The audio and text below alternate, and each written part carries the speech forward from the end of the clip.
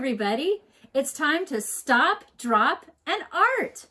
I'm Julie, and today we're going to talk about hot cocoa. Check out this giant mug. My daughter, Anna, knows how much I love hot cocoa. So one year for my birthday, she bought me this huge mug so I can fit as much hot cocoa as I could possibly want in here, with a few marshmallows on top maybe. So today we're going to be making some lovely mugs, well, pictures of mugs of hot cocoa for ourselves. And you can make them any color you want. They're going to have some steam coming out of them and some fancy, pretty colorful backgrounds. So it's going to be fun. So today what we're going to need is some paper that you can draw on and a pencil to get started. And then you can use oil crayons or regular crayons or colored pencils to color your picture when we're done drawing our mugs. So the first thing I'd like you to do is find the very center of your page.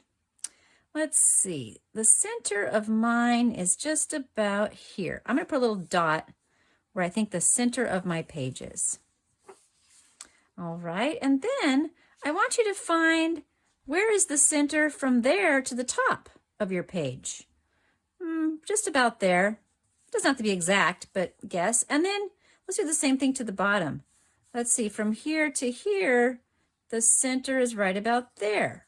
All right, so now I have 3 dots on my page. The center, and then from here up, the center again, and then from here down, the center again. Now the reason we did that is to mark where we want the top and the bottom of our mug to be. We want the top to be up here and the bottom to be down here. So let's start by making a curved line that goes, either touches that or goes real close to it here. That's the top of our mug. And it's curving out.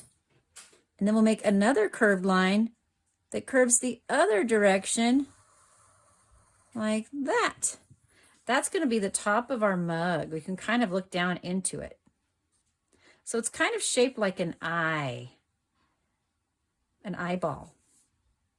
All right, now let's do a curve down here at the bottom that's a little smaller. It's not going to be as wide as this. It's going to be a little narrower, but it's going to curve kind of the same way. So let's make a curve down here now that goes through this line. This dot, I mean, like that. All right, so we have a curved line here and a parallel curved line here that's a little shorter than this curved line up on top. And now we're going to connect this line with this one down here. So we're going to make a line that curves slightly, or maybe it's more straight, all the way down. I think I made this line a little long, but I'll erase it later.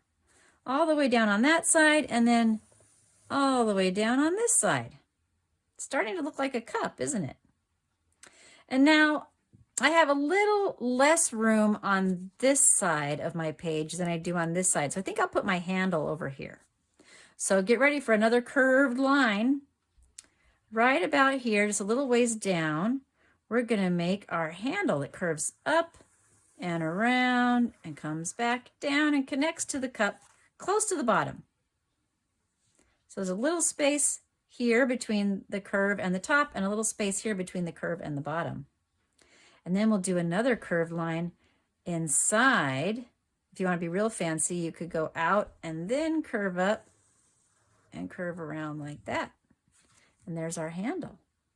Or you can just make a simple curve if you want to. That works too. Great, it's a cup. I just need my eraser and I can erase this line. Oh, wait a minute. It's an empty cup. We need to put our cocoa in. Well, that's easy to do.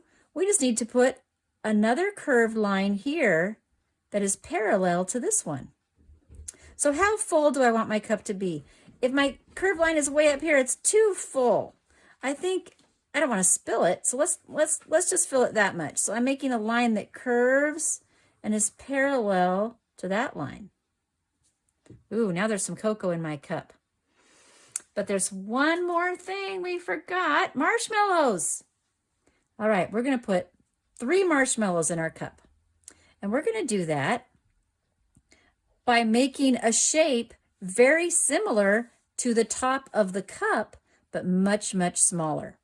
So we'll do a curved line, like a little eye. That seems kind of gross to have eyeballs floating in our cocoa, but they're not going to remain eyeballs. They look like eyeballs now, but we're going to give them some sides, little straight lines going down, and then kind of a little line going across the bottom so they look like they're floating in the cocoa. Later we'll have steam rising up. So there's our marshmallows. We don't want a zillion marshmallows. 3 is fine. Great. Okay, my cup is floating in the air. Let's put it on a table. So I'm going to have my table, the horizon line, or the back of my table is just going to be a straight line, horizontal line, and I'm going to pretend it goes through the cup. I'm imagining that it goes through the cup and it comes out the other side right about there. So it's on a table. I think maybe my cup needs some decorations. You can put whatever decorations you want on yours. I'm going to put some lines, some curved lines that parallel the top of my cup. That's kind of what my mug looks like that I just showed you. And maybe I'll put some at the bottom too. And then later I can color those any color I want. They curve with the curve of my cup. They don't go straight across. They curve like my cup curves. Nice, okay.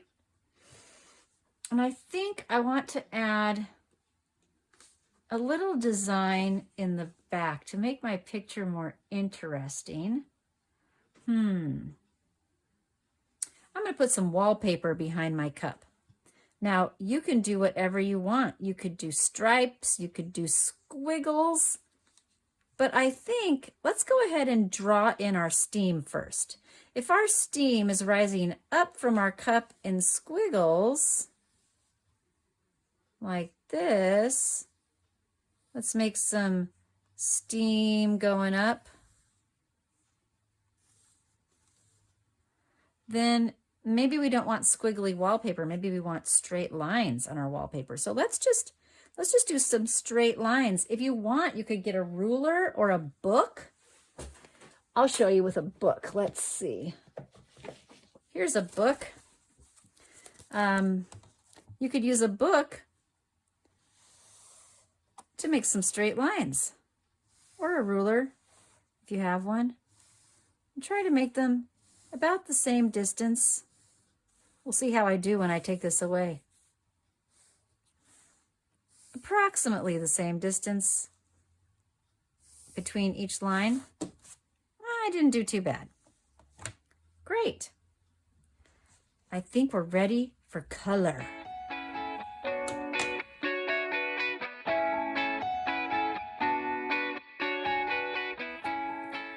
So after we have drawn our cup, I think it would be wise to outline it with Sharpie before we color it. Oops, I made a little mistake there, but that's okay. I'm just getting it mostly on the lines. Yeah, try to trace those lines, those pencil lines, so that our picture will show up. Might take a little while.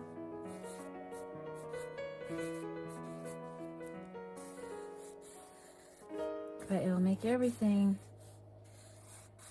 kind of pop more when we've got it all done.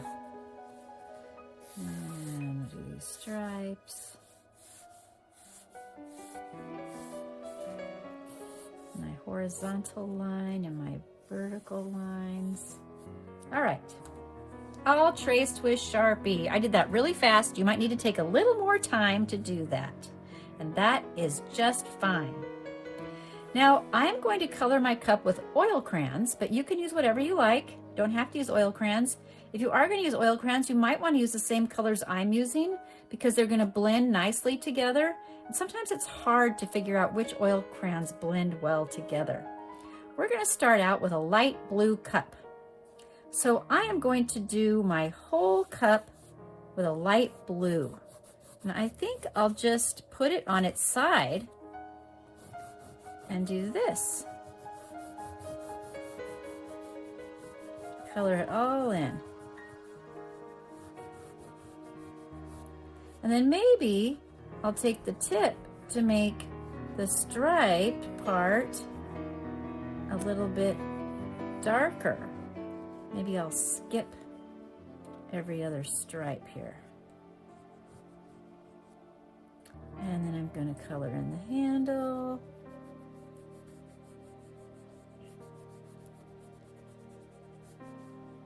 And I'm going to color in this part.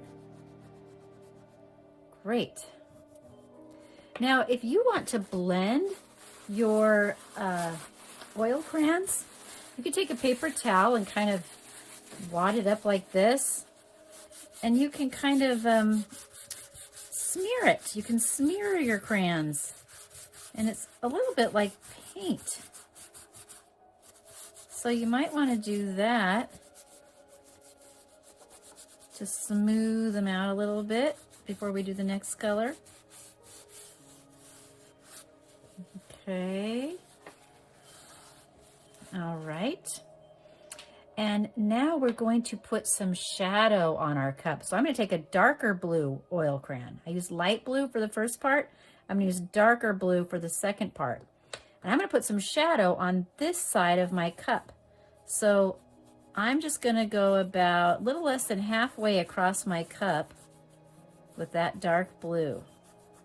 So if the light is coming from here, the shadow is going to be on this side.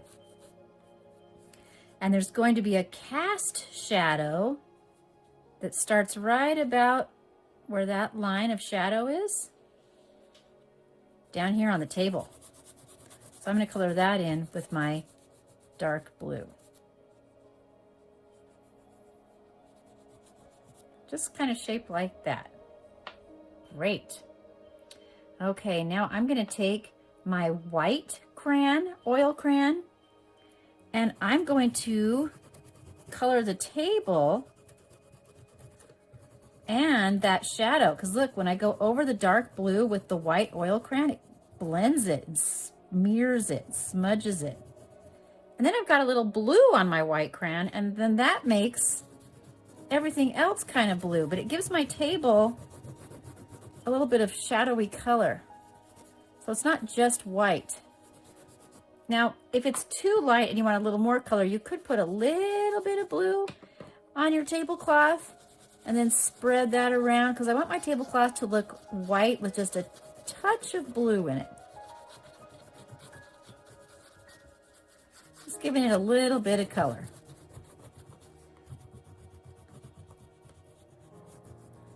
Okay.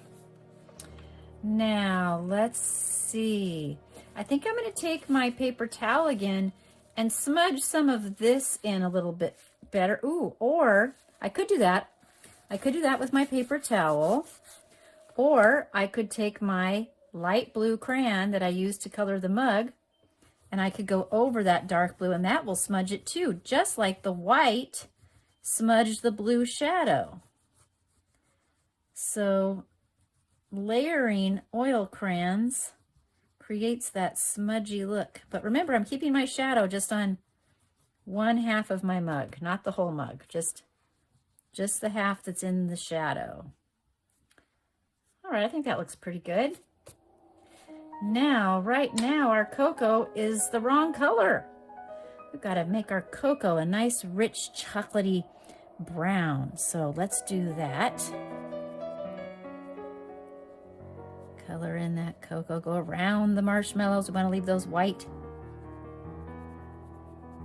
It's a little easier to go around them when they're colored in Sharpie.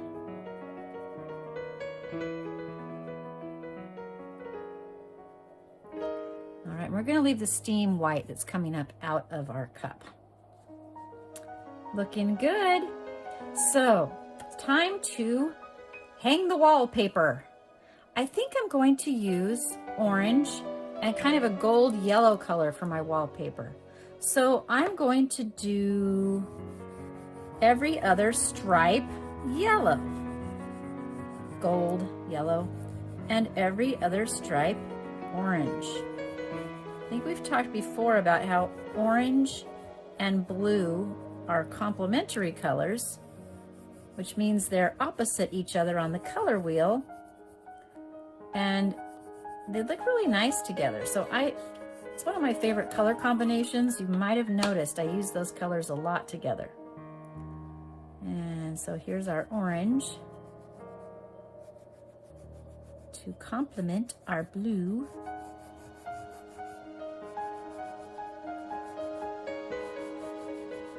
And it's not going on very smooth, but there's two things you could do about that. You could color darker and make it smoother that way.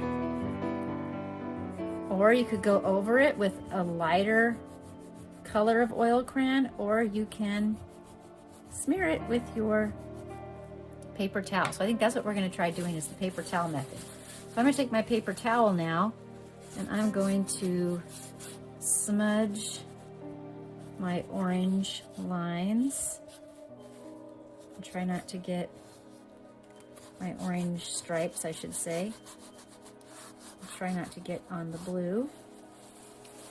And I'll smudge my yellow line. I could smudge my yellow line, which works pretty good. Or I could try taking a lighter color crayon, maybe a lighter yellow.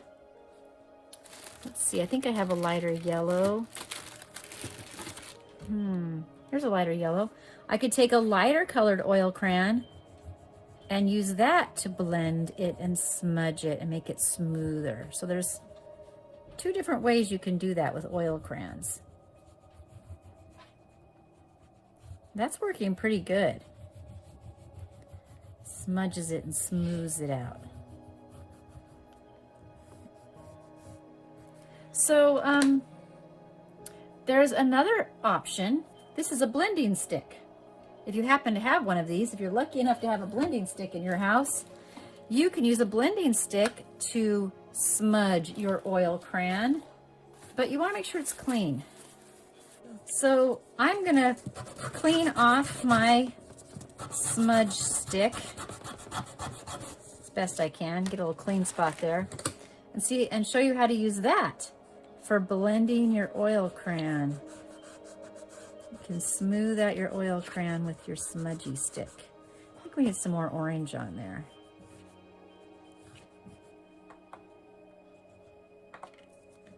And it's got a tip, so it's just a little easier to get around corners than it is with a paper towel that's wadded up. So that's another way you can do it. But I think I need a lighter orange. Yeah, if I have a lighter orange, then I can go over my dark orange. Oops. And it blends real nicely.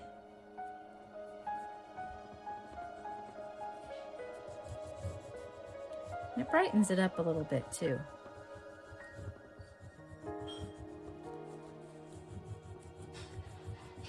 So I think maybe that works the best of all those methods of blending, just to find a lighter hue of the same color, a lighter value, and go over the color with it. So I'm liking this. This looks nice. But I think I might do one more thing before I say we're done. I think I might take my white, and I think I might smooth out some of this blue on my cup. So I'm going to go over this part. I don't want to go over the shadow. The shadow's pretty smooth already. But I kind of want to smooth out this part of the cup. I feel like it's not very smooth looking. I'm going to blend that oil crayon in.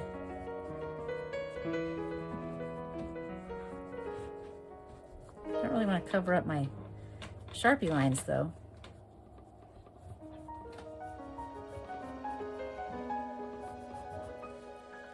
All right, and let me see what it would look like if I put some on my cocoa. Can I use that to blend my cocoa too? You don't want to mix the blue with the cocoa, so you want to use a clean portion of your crayon, but yes, that works. Blending the brown with the lighter white. All right, look at that. We have a nice, steamy, yummy cup of cocoa all ready for you to drink. So, of course, we're not really going to drink this cocoa. I was kidding. But you can make as many cups of cocoa as you want in whatever colors you want. You can experiment with different patterns in your background and different color combinations and see what you like. Purple and yellow are also complementary colors, so those two things usually look good together. Green and red are complementary colors, so you might try some different color themes and do some more mugs of cocoa for your friends and family.